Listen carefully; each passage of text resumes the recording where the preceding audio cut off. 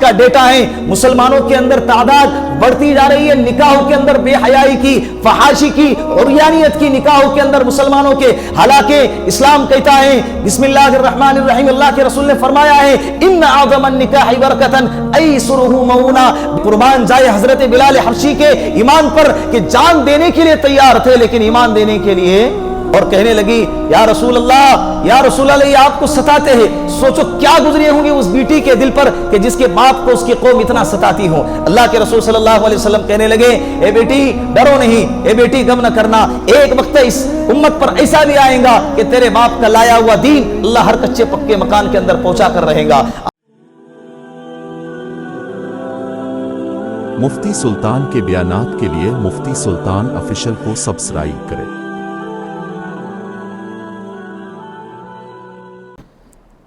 السلام علیکم ورحمۃ اللہ وبرکاتہ.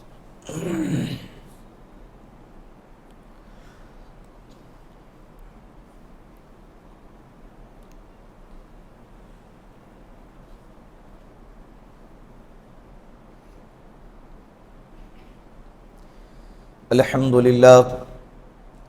للہ نحمده ونستعینه ونستغفره ونؤمن به ونتوکل علیہ ونعوذ باللہ من شرور انفسنا ومن سیئات اعمالنا من يهده الله فلا مضل له ومن يضلله فلا هادي له ونشهد ان لا اله الا الله وحده لا شريك له ونشهد ان سيدنا وسندنا وحبيبنا ومولانا محمدا عبده ورسوله. اما بعد فقد قال الله تبارك وتعالى في القرآن المجيد والفرقان الحميد. فأعوذ بالله من الشيطان الرجيم. بسم الله الرحمن الرحيم. ألف لام ميم أحسب الناس أن يتركوا أن يقولوا آمنا وهم لا يفتنون. وجاء في الحديث وقال النبي صلى الله عليه وسلم يأتي على الناس زمان الصابر على دينهم كالقابض على الجمر أو كما قال عليه الصلاة والسلام. صدق الله المولانا العظيم وصدق رسوله النبي الكريم ونحن على ذلك من الشاهدين والشاكرين والحمد لله رب العالمين. پیار محبت کے ساتھ ایک دفعہ پیارے آقا جناب رسول اللہ صلی اللہ علیہ وسلم کے ذات اقدس پر درود پاک کا نذرانہ پیش کریں. اللہم صلی علی محمد فی اول کلامنا, اللہم صلی علی محمد فی اوسط کلامنا, اللہم صلی علی محمد فی آخر کلامنا. جان دے دی جگر نے پائے یار پر, جان دے دی جگر نے پائے یار پر, عمر بھر کی بے قراری کو قرار آ ہی گیا. سورۃ العنکبوت میں اللہ رب العزت نے پہلے ہی آیت جو نازل فرمائی ہے بسم اللہ الرحمن الرحیم یا الف لام میم یا ایھا الذین آمنوا ان جاءکم فاسق بنبأ فتبینوا. الف لام میم احسب الناس ان یترکوا ان یقولوا آمنا وهم لا یفتنون. اے ایمان والو, کیا تم نے یہ گمان کر رکھا ہے کہ ایمان لے آنے کے بعد تم کو آزمایا نہیں جائے گا, تم پر آزمائشیں نہیں آئیں گی, تم پر تکلیفیں نہیں آئیں گی؟ ضرور بالضرور تم کو آزمایا جائے گا. کیا زبردست آیت ہے. ایمان والے سمجھتے ہیں کہ اس دنیا کے اندر عیش و عشرت کی زندگی جیے. ایمان والے سمجھتے ہیں کہ جتنی بھلائیاں ہیں, جتنی عیاشیاں ہیں اور جتنی آرائش کے چیزیں ہیں ہم اسی دنیا کے اندر پالے. حالانکہ یہ دنیا ابدی نہیں ہے, یہ دنیا عارضی ہے, یہ دنیا ہمیشہ کی جگہ نہیں ہے, یہ دنیا مختصر سی زندگی ہے.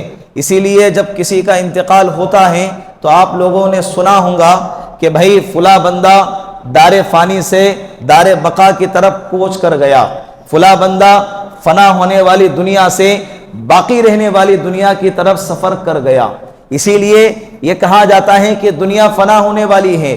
اس دنیا پر فنا کا ایک وقت انفرادی ہے اور ایک وقت اجتماعی ہے۔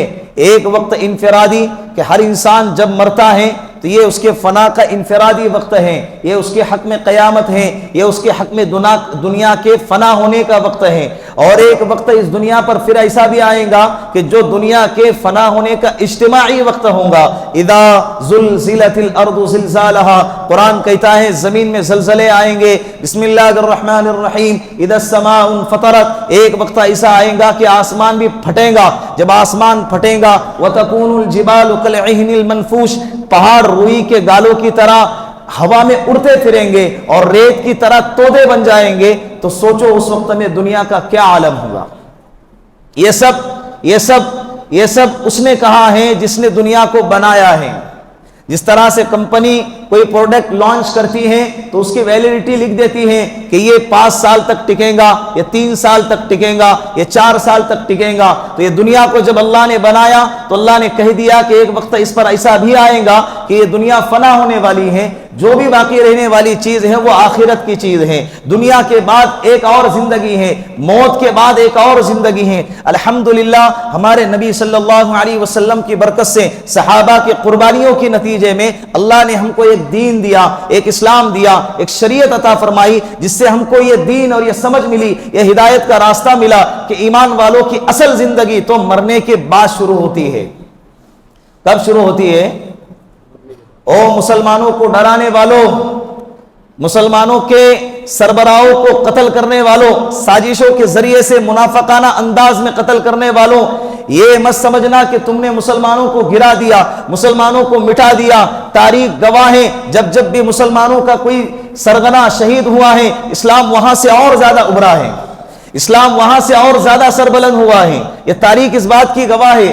اور تم کیا سمجھتے ہو کہ آپ نے قائد کو اگر قتل کر دیا تو کیا مسلمان ڈر جائیں گے؟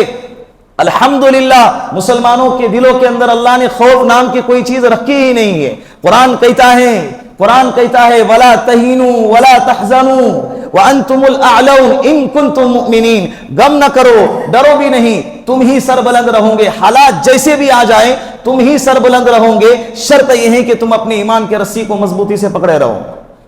اللہ کہہ رہا ہے ایمان ہونا چاہیے۔ کیا ہونا چاہیے؟ اگر ایمان نہیں ہے اللہ کی مددیں ہٹ جائیں گی، ایمان نہیں ہے اللہ کی نصرت حمیت ہمارے اوپر سے ہٹ جائیں گی۔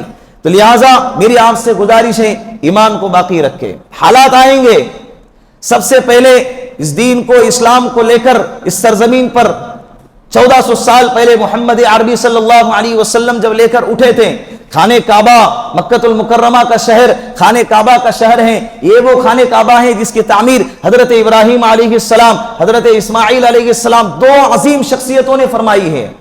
وہ خانہ کعبہ جس کو بیت اللہ کا لقب ملا ہے، جس کی نسبت اللہ کے ساتھ جڑی ہوئی ہے، ایک وقت اس پر ایسا بھی آیا کہ مشرکوں نے محنت کر کر کے اس خانہ کعبہ میں 360 بت رکھ دیے۔ کتنے؟ لوگ کہتے ہیں نا کہ بھائی خانہ کعبہ تو پہلے تو ہمارا تھا، وہاں پر مورتیاں رکھی ہوئی تھی۔ بھائی اس کی ابتدا کہاں سے ہوئی ہے؟ اس کی تعمیر کرنے والے حضرت آدم علیہ السلام ہے۔ سب سے پہلے طوفان نوح کے وقت میں اٹھایا گیا، بعد میں حضرت ابراہیم علیہ السلام، حضرت اسماعیل علیہ السلام کے ذریعے سے اللہ نے دوبارہ تعمیر فرمایا۔ تعمیر کرنے والے کون ہیں؟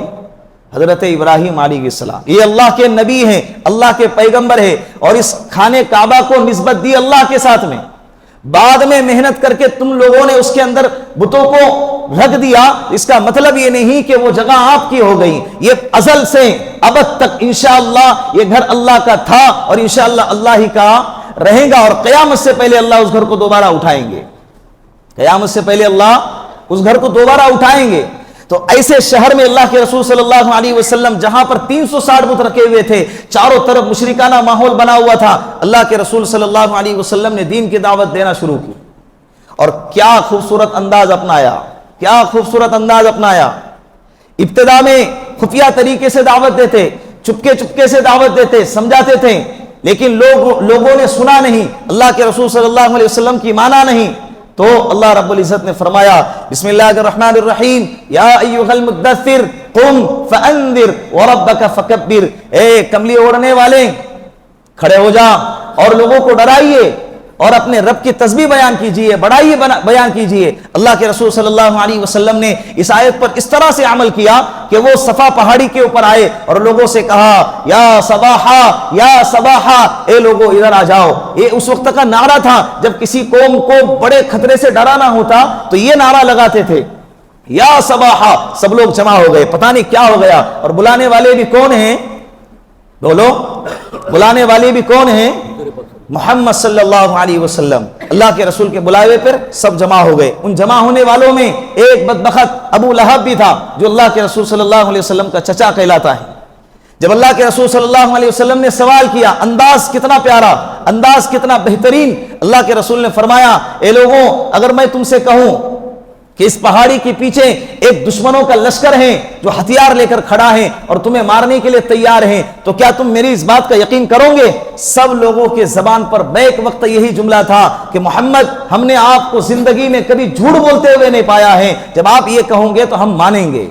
حالانکہ جس خطرے کی بات اللہ کے رسول فرما رہے تھے یہ بہت چھوٹا خطرہ ہے، بہت معمولی خطرہ تھا، لیکن ان لوگوں نے کہا کہ ہم آپ کی بات مانیں گے۔ اللہ کے رسول نے فرمایا اچھا، یہ پہاڑ کے پیچھے انداز اتنا نرالا کہ پہاڑ کے چوٹی پر کھڑے ہو گئے اور مجمع نیچے کھڑا ہے، تو اس انداز سے دعوت دے رہے کہ پہاڑ کے پیچھے کا جو منظر صرف مجھے نظر آ رہا ہے، آپ کو نظر نہیں آ رہا، اس لیے کہ میں پہاڑ کی بلندی پر چڑھا ہوں۔ تو اسی طرح مجھے اللہ نے نبوت کی بلندی پر اللہ نے چڑھایا ہے، وہ مقام، وہ مرتبہ اللہ نے مجھ کو عطا کیا کہ مجھے آخرت کی، جنت جہنم کی وہ چیزیں نظر آتی ہیں جو آپ کو نظر نہیں آتی ہیں۔ اے لوگوں سن لینا، قولوا لا الہ الا اللہ تفلحون، اللہ کے نام پر کلمہ پڑھو اور کہو کہ اللہ کے سوا کوئی معبود نہیں، تم کامیاب ہو جاؤ گے۔ ابو لہب کہنے لگا اے محمد، تبا لک یا محمد الہذا جمعتنا، تیرے لیے تو ہلاکت ہوں، کیا تو نے اس لیے ہم کو جمع کیا؟ کیا لفظ استعمال کیا؟ تبا لک یا محمد، تیرے لیے ہلاکت ہو۔ اللہ رب العزت نے بھی کیا اس کے گالی کا جواب دیا ہے۔ بسم اللہ الرحمن الرحیم، پوری سورت بدبخت کے نام پر نازل فرمائی، تبت یدا ابی لہب وتب، وہی لفظ استعمال کیا گیا، نام بھی لیا گیا اس کی ہلاکت کا، نام بھی لیا۔ پھر اس نے سب سے پہلے پتھر اٹھا کر اللہ کے رسول کے چہرے پر دے مارا، وہاں سے مجمع چھڑ گیا۔ پھر بھی یہاں سے کام پورا نہیں ہوا۔ اللہ کے رسول صلی اللہ علیہ وسلم اس زمانے کے اندر سوق عکاظ ایک میلہ لگتا تھا، بازار لگتا تھا، بڑا مشہور بازار تھا، لوگ دور دراز سے آتے تھے اور اس میلے کے اندر خرید و فروخت کرتے تھے۔ اللہ کے رسول اس میلے میں جاتے اور لوگوں کو دعوت دیتے، لیکن اس بدبخت نے کیا کیا کہ اللہ کے رسول کے پیچھے پیچھے ہو لیا، اور جب اللہ کے رسول کہتے اے لوگوں کلمہ پڑھو کامیاب ہو جاؤ گے، اے لوگوں ایمان لے آؤ، رائے راستہ پر آ جاؤ، تمہاری دنیا بھی بنے گی آخرت بھی بنے گی، تو یہ پیچھے سے کم بخت کہتا اے لوگوں اس کی نہ سننا، یہ پاگل ہے، اس کی نہ سننا، یہ کاہن ہے، اس کی نہ سننا، یہ جادوگر ہے، یہ کچھ بھی بولتا ہے۔ یہ الفاظ جب میرے نبی کے کانوں میں گرتے ہوں گے تو کتنی تکلیف ہوتی ہوں گی۔ ایک دفعہ کا واقعہ ہے، روح المعانی میں یہ قصہ لکھا ہوا ہے، اللہ کے رسول صلی اللہ علیہ وسلم خانہ کعبہ میں ہیں اور نماز ادا کر رہے ہیں، سجدے کی حالت میں جب چلے گئے، عقبہ بن ابی معیط یہ کمبخت نے کیا کیا، اپنی چادر کو لپیٹا اور اللہ کے رسول کے گلے میں ڈالا اور گلے میں ڈال کر کھینچنے لگا، گلے میں ڈال کر کھینچنے لگا، اور جتنا بھی مجمع تھا سب ٹھٹے مار کر مذاق اڑانے لگا۔ اللہ کے رسول تو محو عبادت میں تھے، اللہ کے ساتھ گفتگو کرنے میں لگے ہوئے تھے، انہیں کیا پتا تھا کہ میرے ساتھ کیا ہو رہا ہے۔ لیکن حضرت ابو بکر صدیق رضی اللہ عنہ آئے، جب یہ منظر دیکھا تو عقبہ بن ابی معیط کو دھکا دے کر پیچھے ڈھکیل دیا اور چادر کو نکالا اور کہنے لگے ارے تمہیں کیا ہو گیا ہے، کیا تم ایسے شخص کو قتل کرتے ہو جو یہ کہتا ہے کہ اللہ ایک ہے، جو کہتا ہے کہ اللہ ایک ہے، تم ایسے شخص کو قتل کرتے ہو اور اپنے پاس واضح نشانیاں لے کر آیا ہے، بڑے بڑے دلائل لے کر آیا ہے، اور تم ایسے شخص کو مارنے کی کوشش کرتے ہو۔ یہ کمبخت ابو لہب، اس کے دو بیٹے تھے عقبہ اور عتبہ، یہ دو بیٹے تھے عقبہ بن ابی لہب اور عتبہ بن ابی لہب۔ ان کے نکاح میں آپ صلی اللہ علیہ وسلم کی دو بیٹیاں حضرت رقیہ، حضرت ام کلثوم رضی اللہ عنہما، یہ دونوں اللہ کے رسول کے دونوں بیٹیاں اس بدبخت کے بیٹوں کے نکاح میں تھی۔ اس بدبخت نے کیا کیا، کہا کہ اپنے بیٹوں سے دونوں بیٹیوں کو طلاق دے دیا جائے۔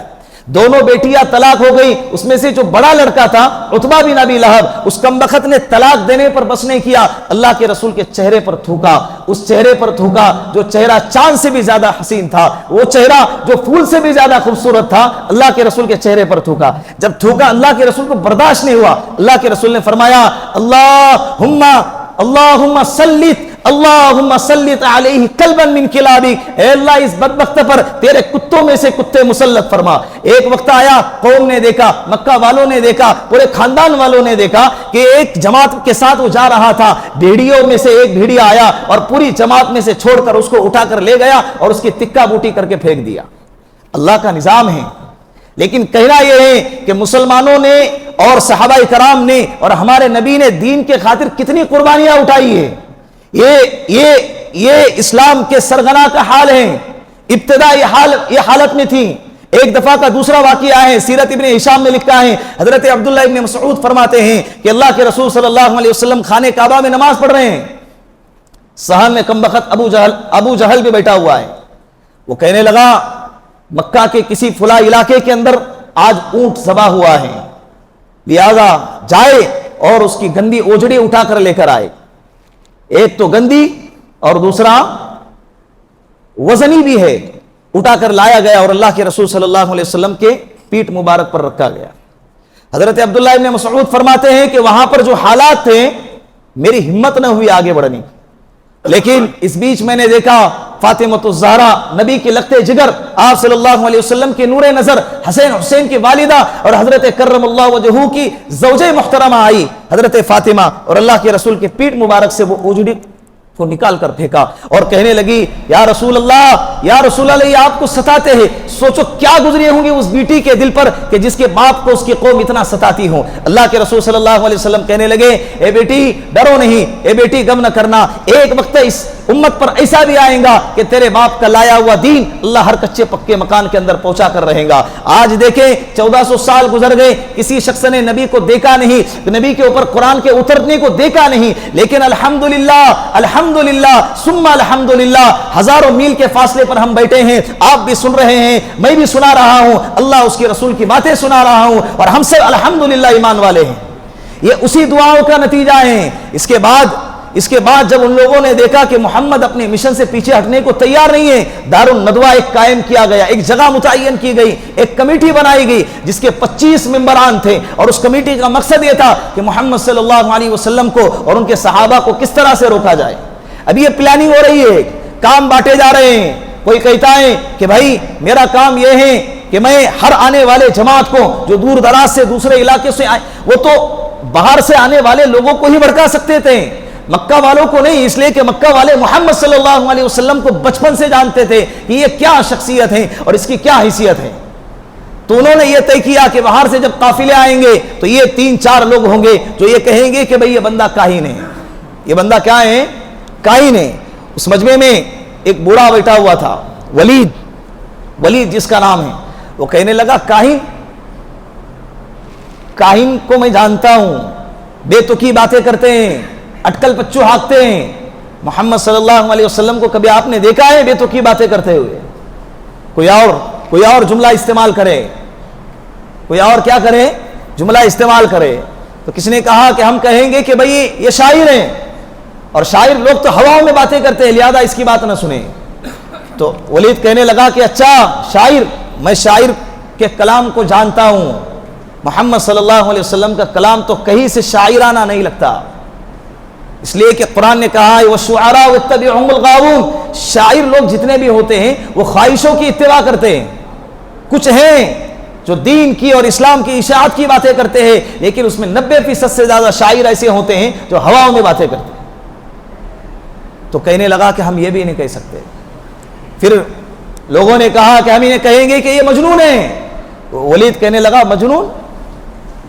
آپ نے محمد سے زیادہ بھی کوئی سمجھدار کسی کو دیکھا ہے پوری زندگی, اور آپ اس کے بارے میں کہوں گے کہ یہ مجنون ہے؟ کہا کہ پھر آپ ہی بتا دو کیا کہے. وہ کہنے لگا بس اتنا ہم کہہ سکتے ہیں، اور ایک بات یاد رکھیں، ایسا کوئی جملہ آگے استعمال نہ کرنا کہ جس کی وجہ سے ہم پر جھوٹ کا دھبا لگے، بس یہ کہہ دینا کہ بھائی محمد کا کلام نہ سنو، یہ ایسا کلام ہے کہ جس کلام نے ماں باپ اور اولاد کے بیچ میں پھوٹ ڈال دی ہے، بھائی اور بہنوں کے بیچ میں پھوٹ ڈال چکے ہیں، یہ کلام کہہ لینا، اس کے علاوہ کچھ نہ کہنا۔ اس کے بعد پھر چلی ہے سازشیں، ایسی چلی ہے، یہ 3-4 لوگوں کو اس مشن پہ لگا دیا، 3-4 لوگوں کو اس پہ لگا دیا کہ جو مسلمان ہوئے ہیں ان کو پکڑو اور ان کو سزا دو، ان کو تکلیفیں پہنچائی جائے، اور انہوں نے اس مشن پہ اتنا عمل کیا کہ جس کی کوئی انتہا نہیں، مسلمانوں پر ظلم کے پہاڑ توڑے گئے۔ اسی ظلم کی مظلوموں کی داستانوں میں ایک داستان حضرت بلال حبشی رضی اللہ عنہ کی آتی ہے، آپ سب لوگوں نے سنا ہوگا، پڑھا بھی ہوگا۔ ایک غلام تھے امیہ ابن خلف کے، اللہ کے رسول صلی اللہ علیہ وسلم کے دین پر کلمہ پڑھا، ایک غلام تھے، اللہ کے رسول کے ہاتھ پر ایمان لائے، اللہ کے رسول صلی اللہ علیہ وسلم پر کلمہ پڑھنے کی وجہ سے اس پر جو ظلم کے پہاڑ توڑے گئے، اس پر جو مظالم کے پہاڑ توڑے گئے۔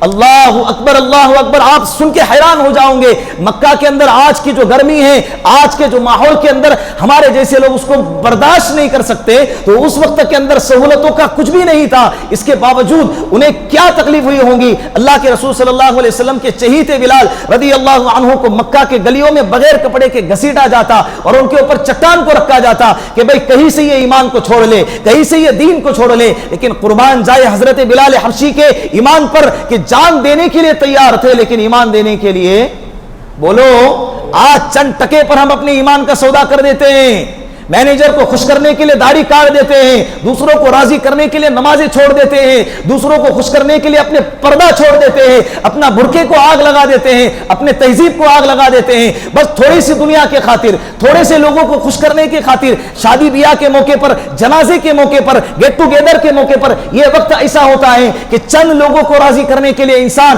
اپنی شریعت کو، اپنے تہذیب کو آگ لگا دیتا ہے۔ لوگ کیا کہیں گے، چاہے پھر اللہ کیا کہے اس کی کوئی پرواہ نہیں، دین کیا کہتا ہے اس کی کوئی پرواہ نہیں، ایمان کیا کہتا ہے اس کی کوئی پرواہ نہیں، میری آخرت اس سے تباہ ہوتی ہے اس سے کوئی پرواہ نہیں، بس لوگ کیا کہیں گے اس کے خاطر لوگ کیا کرتے ہیں، شریعت کی دھجیاں اڑاتے ہیں۔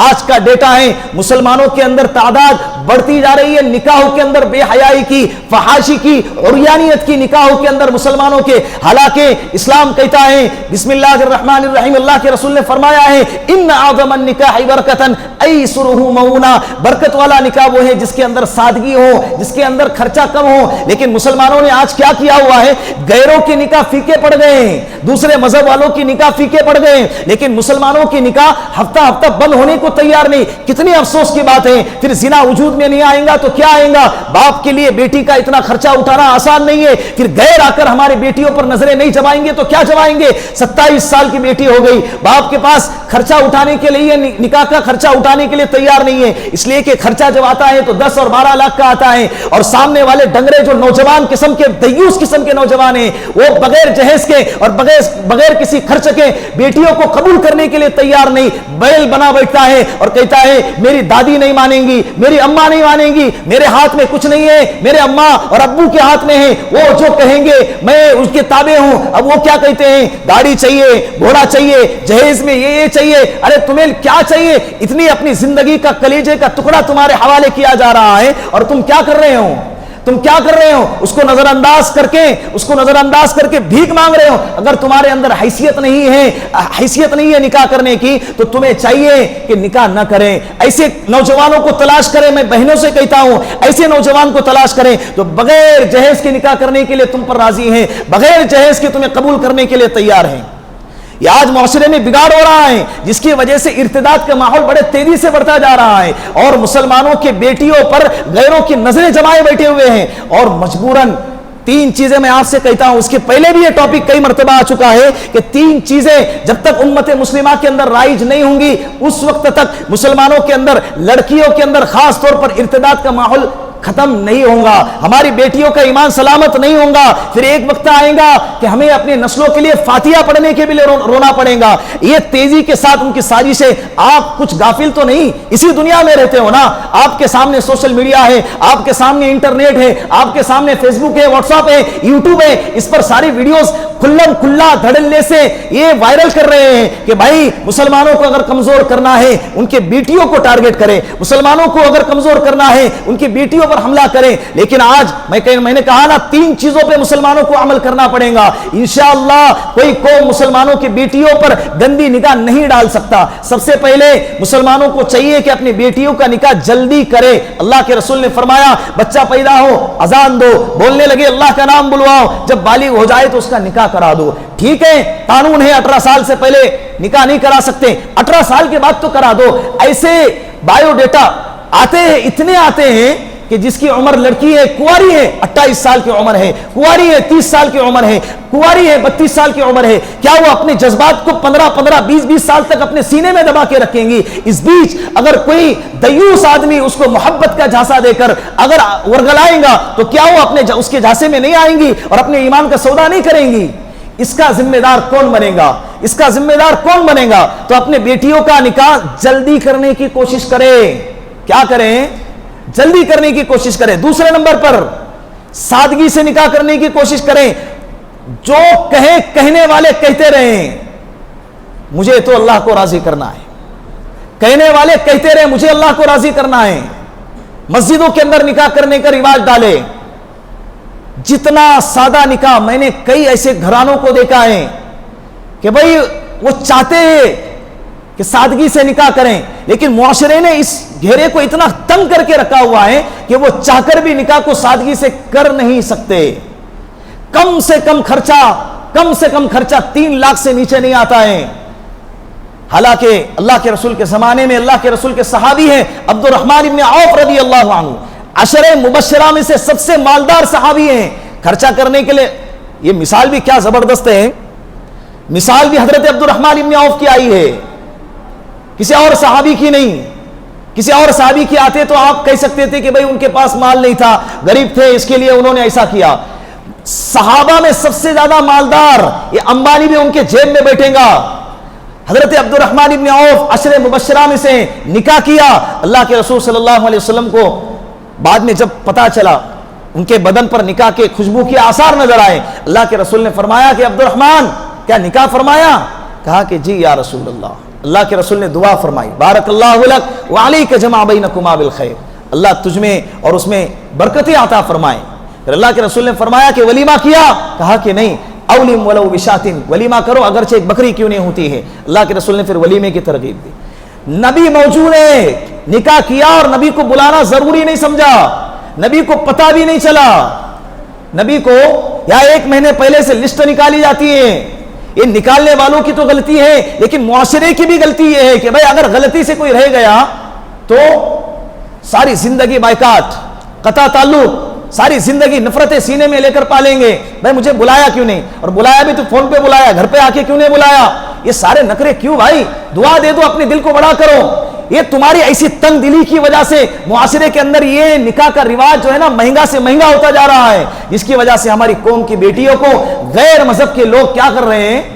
فری میں اٹھا کے لے جا رہے ہیں۔ 14 سال کی لڑکی بمبئی سے سفر کر کے ہمارے شہر میں آئی تھی، 14 سال کی مسلمان لڑکی۔ کیا عمر ہوتی ہے اس لڑکی کی؟ بولو 14 سال کی عمر میں لڑکیوں کو کچھ سمجھتا ہے؟ لیکن ذہنی سازی ایسی زبردست چل رہی ہے کہ اس کو بمبئی سے لے کر وہاں لے کر آیا نکاح کرانے کے لیے۔